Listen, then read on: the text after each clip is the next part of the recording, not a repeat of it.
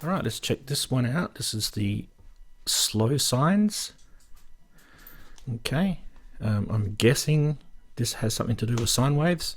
Don't really know much about this one. So we'll just pull this one out of the packaging and we'll check it out. Okay, quite a chunky looking module indeed. Alright, it's pretty obvious upside down. Again, oh geez, I'm always getting that unlucky. Hey, we should have little bets on when I pull the modules out, whether they're going to be upside down or the right side up. Anyway, this looks to me like 4 independent free-running sine waves.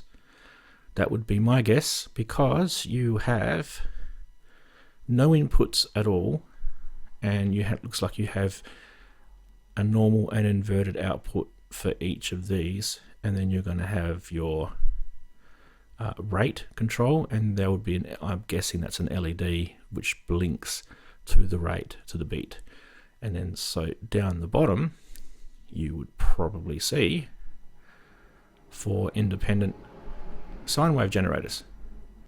Alright, what else can I tell you about this? Let's have a bit of a, we're obviously going to plug it in, but I can have a little bit of a sneaky peek. So there's 8 individual sine outputs, as I mentioned before, 2 for each oscillator, 4 normal and 4 inverted, which I mentioned before, and you can produce constantly evolving sounds with their own independent rates for things like pads, evolving textures, modulating things for destinations.